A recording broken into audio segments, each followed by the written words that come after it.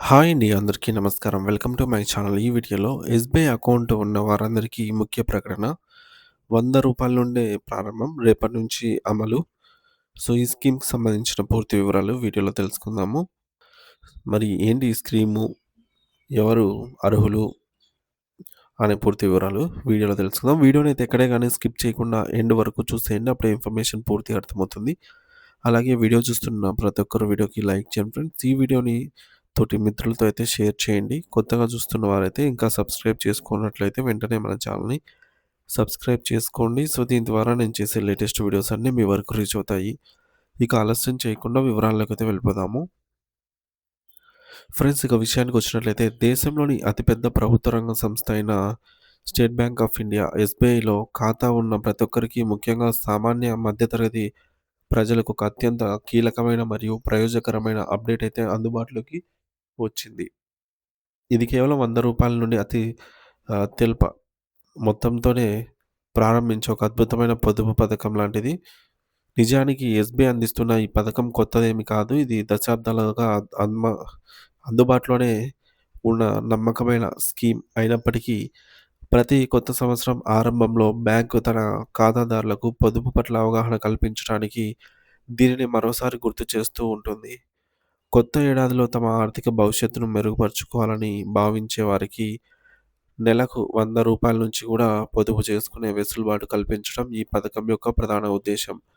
ఈ పథకం వెనుక ఉన్న సామాజిక ఉద్దేశాన్ని మనం గమనిస్తే, మన దేశంలో రోజువారీ కూలీలు, భవన నిర్మాణ రంగంలో పనిచేసే కార్మికులు మరియు చిరు వ్యాపారులు రోజంతా ఎంతో కష్టపడి సంపాదించిన కొద్దిపాటి సొమ్ముతోనే తమ కుటుంబాన్ని పోషించుకుంటూ ఉంటారు.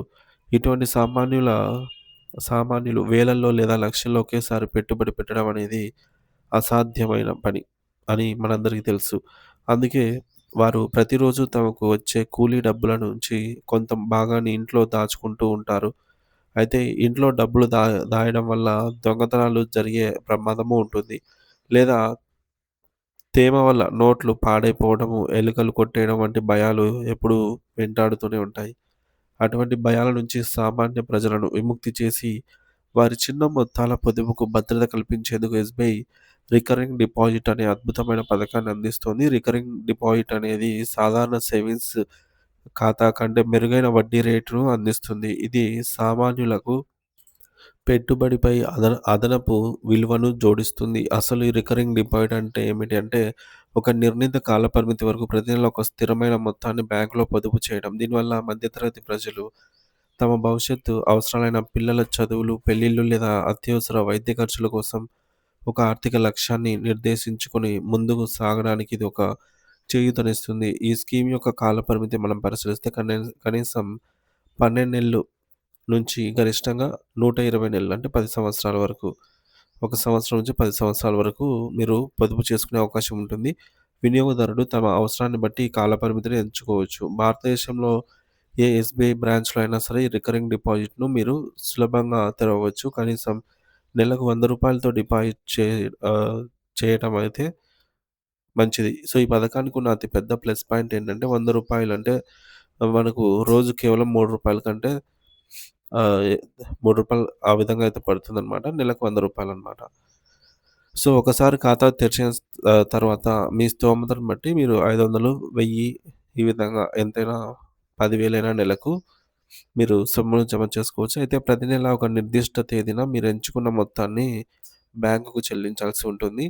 నేటి డిజిటల్ కాలంలో ప్రతి నెల బ్యాంకుకు వెళ్ళాల్సిన అవసరం లేకుండా మీరు ఎస్‌బీఐ సేవింగ్స్ ఖాతాను ఆటోమేటిక్‌గా డబ్బులు కట్టే ఆటో డెబిట్ ఆప్షన్ కూడా పెట్టుకోవచ్చు. దీనివల్ల మీరు పొరపాటున మర్చిపోయినా సరే మీ పొదుపు నిరంతరాయంగా కొనసాగుతుంటుంది. ఒకవేళ మీరు నిర్ణీత గడువులోగా డబ్బులు కట్టలేకపోతే బ్యాంకు స్వల్పంగా పెనాల్టీ విధిస్తుంది. సో, వరుసగా 6 నెలల పాటు గనక మీరు డబ్బులు జమ చేయకపోతే బ్యాంకు ఆ అకౌంట్‌ను క్లోజ్ చేసి మీకెంతైతే రావాల్సి ఉంటుందో అది మీ బ్యాంకులో జమ చేస్తుంది. అంటే మీ డబ్బు ఎక్కడికి పోదు. చాలా సురక్షితంగా అయితే ఉంటుంది.